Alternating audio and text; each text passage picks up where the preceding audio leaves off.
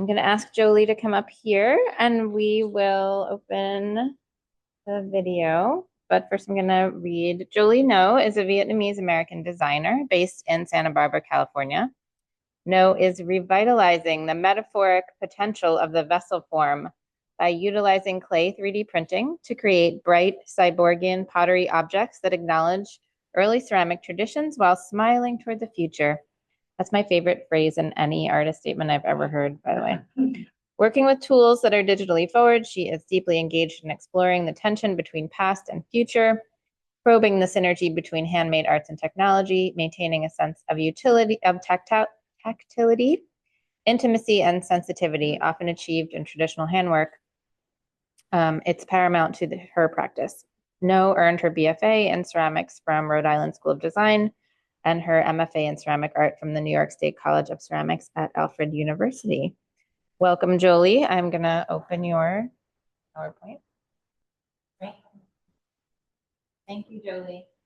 Hello, everybody. Thank you, Jennifer, for that introduction. Hello, everyone. My name is Jolie Ngo. I'm an artist currently based in Santa Barbara, California, and I'm originally from here, Philadelphia. This is my first time ever showing my work in my hometown, so I don't know, really warms my heart. Yeah, I'm super happy to be included in the show. The photos on screen are some of my current explorations in studio, and it's my studio in Santa Barbara. In my practice, I am working with tools that are digitally forward, mostly. Sorry, I think I'm gonna turn this off. You're gonna turn this off? No, I didn't. Okay. Sorry. What's happening? Some of this is like in my way. Okay, can I just move that to the side? Is that fine? Okay, great. Sorry, everybody. In my practice, I am working with tools that are digitally forward, mostly utilizing clay 3D printers and other modes of rapid prototyping. And with these tools, I'm creating pottery objects and illuminated vessels that acknowledge early ceramic traditions while smiling towards the future. I'm investigating the synergy between handmade arts and technology. I want to make work that challenges our perception of what it means to craft an object. Working with a craft-based medium like clay, there's always this emphasis on the relationship between your hands and the material. It's all about tactility, making the presence of your hand evident. Your hands are directly imparting an aura onto your work that embodies the emotive content of your touch. So what happens when you remove your hand from working directly with the material and replace it with a 3D printer? Are those objects doomed to being cold and hyper-perfect because they're lacking the warmth from the maker's hands? Or is it possible to create a sense of tactility? Can you 3D print a ceramic object that embodies sensitivity and intimacy? Can a digitally fabricated object feel sensual or vulnerable? These are some of the questions that motivate my practice, and my body of work has developed by challenging these ideas around the handmade and digital craft. When I was first starting out working with clay in undergrad, there was this belief that was passed down to me that clay just always wants to be a pot. Like you had to really try hard to will and like finesse the material to be a large scale sculpture or the figure or furniture. And clay is at its happiest as a vessel.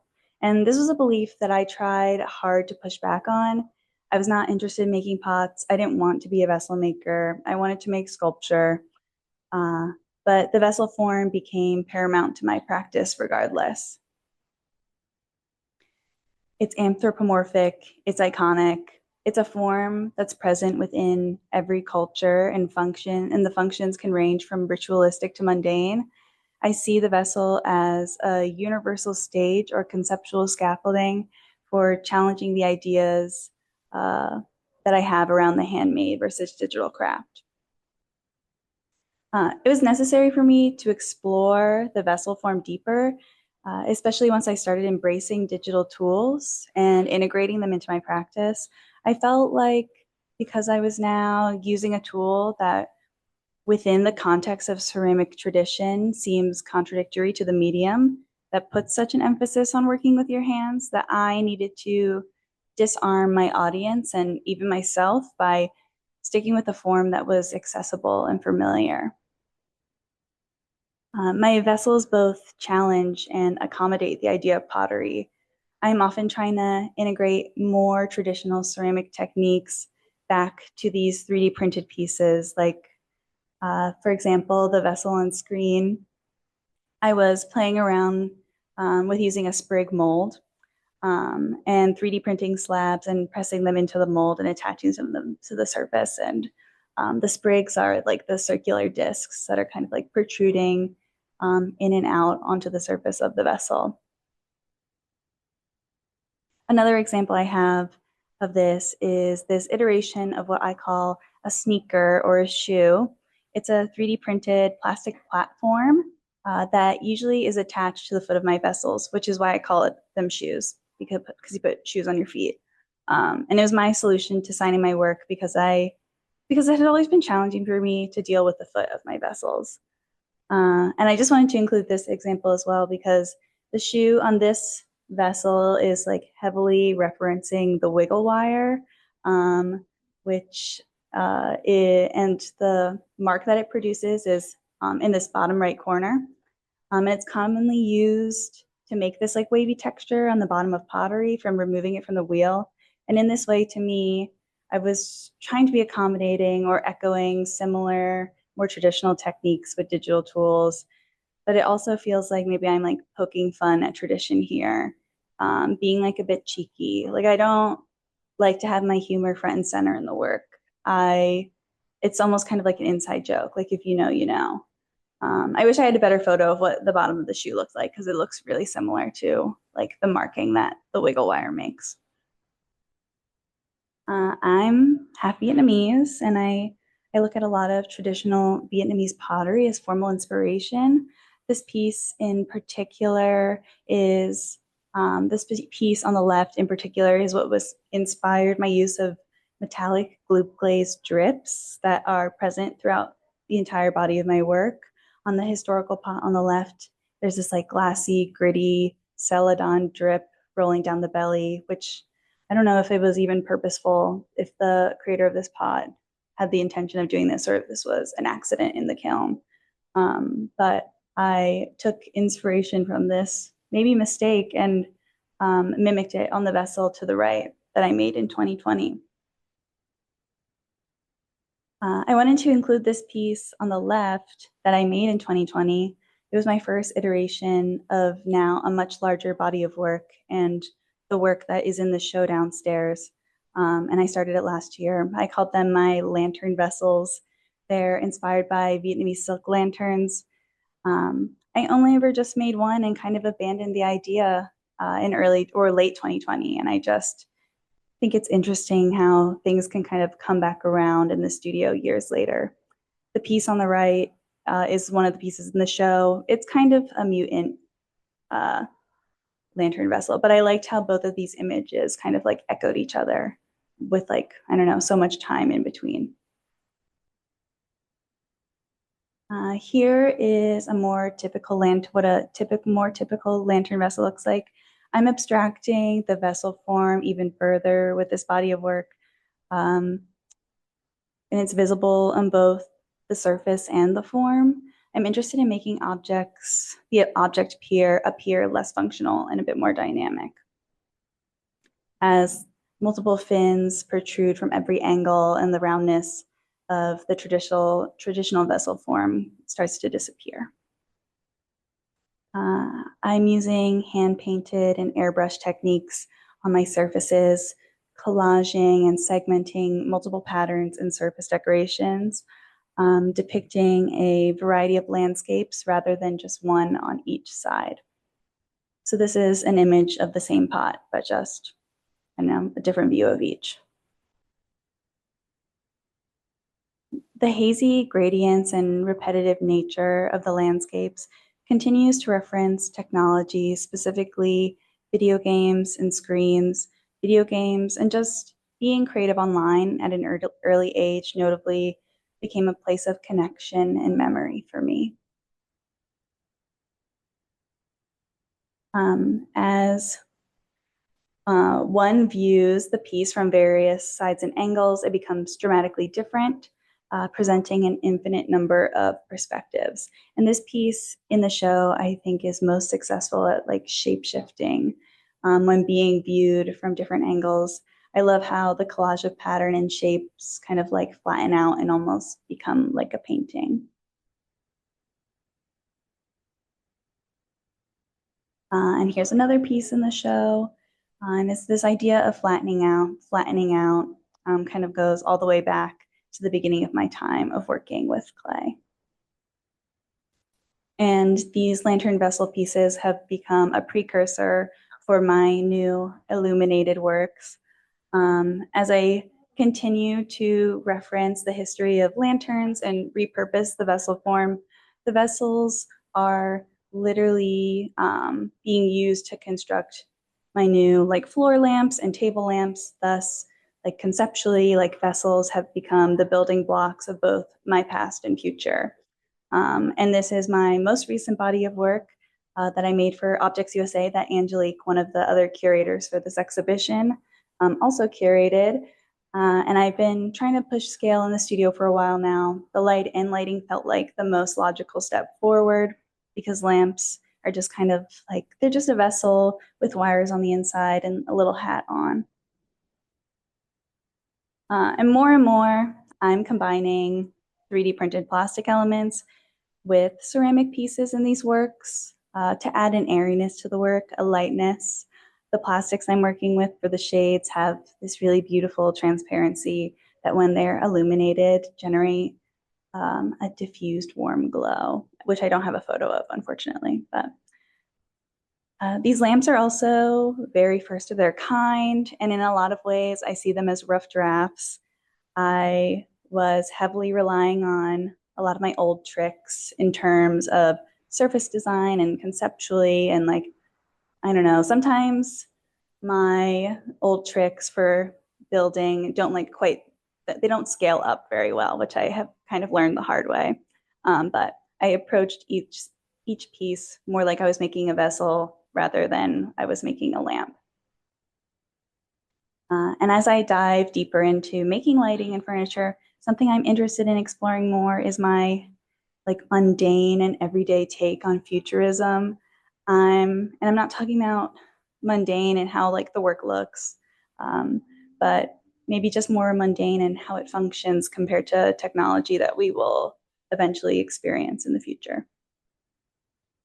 And here's just a little sneak peek of what I'm working on in my studio right now. I'm currently working towards a solo show this upcoming spring. It's mostly going to be all lighting, I think.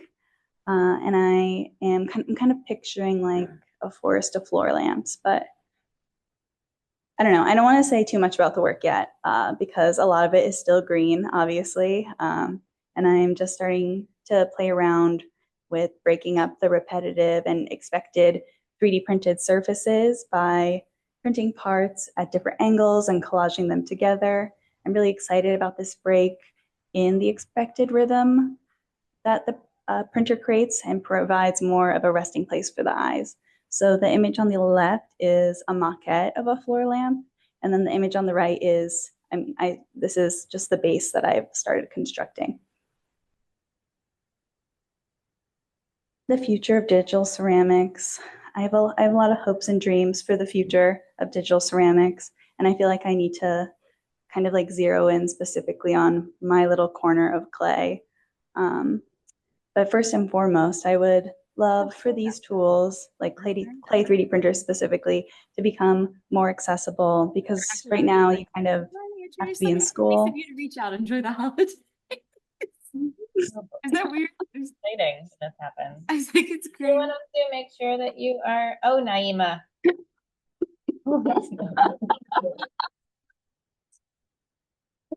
Okay, sorry. It's okay. Okay, great. Anyway, I want these tools to become more accessible because right now you have to be in school or taking a workshop to access this equipment. And something stemming from that lack of accessibility is a lack of diverse voices that are creating with this tool.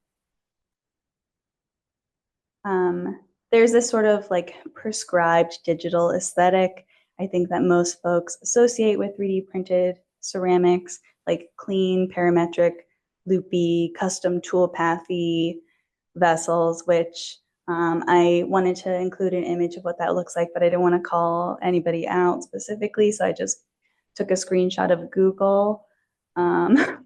And I don't know, this is what I think of when I think of 3D printed ceramics, which is crazy because I do it. But in my opinion, it often lacks warmth and intimacy with the material that we're so used to seeing in ceramic work, which is why I understand why most folks could be turned off to even trying to work with this tool. The body of work represents just one of the many workflows with using this tool, and it feels like it's more centered around what the printer can do rather than putting more care into the object that the printer is making. I would really like to see more humanity pushed into the aesthetics of digital ceramics. A way that I do this in my own practice is by maintaining the integrity of the printer's touch. And the printer's touch is not just the mechanical layering of coils, it's these unexpected movements and overextrusions that produce painterly marks, pushed and ripped clay, and free-flowing coils. They're like things that I couldn't really account for in the designing process that happen only when the object is being printed.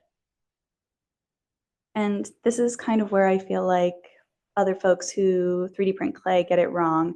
They remove these touches that the printer produces. So not only is the object devoid of your touch, your physical touch, but now it's lacking the printer's touch as well. And that just doesn't feel very honest to this way of making. Trying to remove evidence of the printer's touch kind of like reinforces this notion that working digitally has an inherent coldness to it.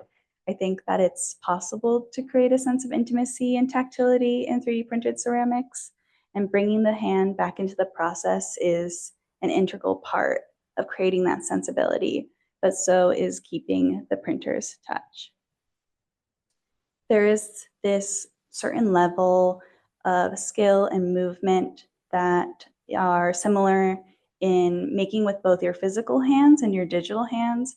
Your hands are performing sophisticated and unprecedented actions, and these motions are small and quick and repetitive, as in much of traditional clay techniques or other handcrafts. And your fingers that once made small, repetitive pinching motions when building have now transitioned into making even faster and smaller repetitive motions in comparison.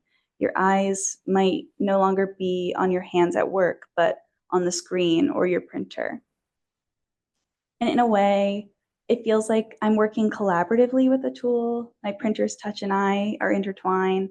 There's this rhythm present in the dialogue between us. And this way of making is not a hands-off experience. I feel like this tool is just misunderstood, and I wish that ceramicists would have more of an openness to trying it. I know that's kind of changing. It seems like people are becoming more open to it. And I understand how daunting it can be because the biggest hurdle is knowing how to 3D model, but I just cannot stress enough that even using a few simple commands in any modeling software can produce complex work without needing to know how to code. And kind of to wrap it up, one of my last wishes or my hope for the future of digital ceramics is that I would love to see more women and people of color and queer people utilizing this tool in their practice, because right now it's just a lot of like engineers or architects or designers, often with no prior relationship to the material at all. And I can maybe name all of the women of color who 3D print clay on one hand, and that does include myself. I have a few listed on screen right here who inspire me and then I'm like constantly looking at. And I think that they bring such a sensitivity and intimacy and playfulness that is lacking within the 3D printed ceramics community at large. Thank you.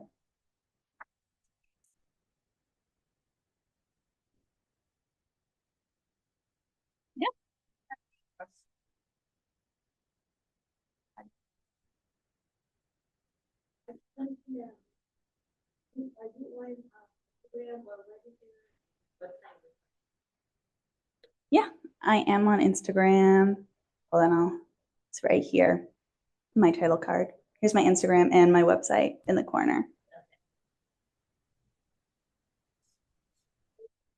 Yeah, most of my work, I mean, almost all of my work is 3D printed clay.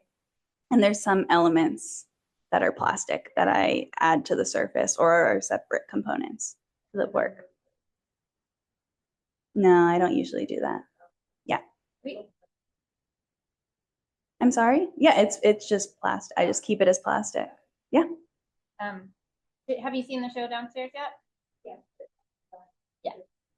Mm. Well, we can also at some point maybe do a tour of we just recently opened our digital production studio here. So Audrey An is the digital studio manager, and you can actually see it kind of looks like toothpaste when it's coming. I mean, that's sort of my basic explanation of it's squeezing it out into the form.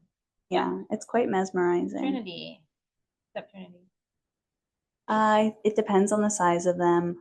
Like most of the ones downstairs, two of the ones downstairs were all printed in one go, but the one that's kind of like a mirrored image of itself is two separate parts that I bring together. More and more, I'm kind of printing separate components and stacking it together now to like scale up the work. And also a question, back in the corner and then the for the surface, like application, are you like airbrushing or is that just like Yeah, sorry, I always forget to mention that. I'm just using underglaze. Yeah.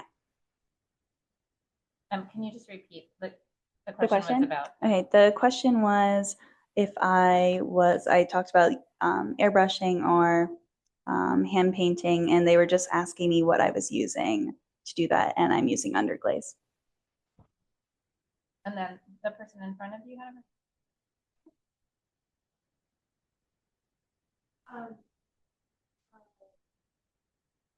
Yeah, okay, I think I understand. There's a part of this talk that I had to cut out for time, but another facet I'm really interested in about clay 3D printing is the process of translation that it goes to. And I often describe it like the childhood game, like Whisper Down the Lane, where you start with one phrase and you say it to the person next to you and they say it to the person next to you. And by the end of it, it might sound different. It might be a completely different phrase. And that's kind of how I think about the process of like designing for clay 3D printing. I'm designing something in my 3D modeling software, and then I'm taking that file to a slicing software, which essentially turns my model into a language that the printer can understand so that it can print. And then that G code gets sent to the printer. And each step, some information gets lost, some geometry gets simplified, or some geometry shows up that you just weren't expecting. And the slicing profile, I don't know, might tell you that something might print, but I don't know, gravity is kind of working against you. So yeah, I'm not sure if that answers your question. I'm sorry, but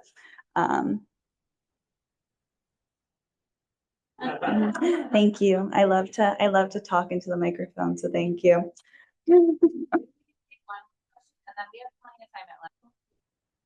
I use Rhino, and I wish I sketched like by hand because I think it's really romantic. But all my sketching just gets done into Rhino because that like itself is just like a drawing software. So it would feel, I don't know, it feels silly to like draw it on paper and then draw it in Rhino because it like is different. But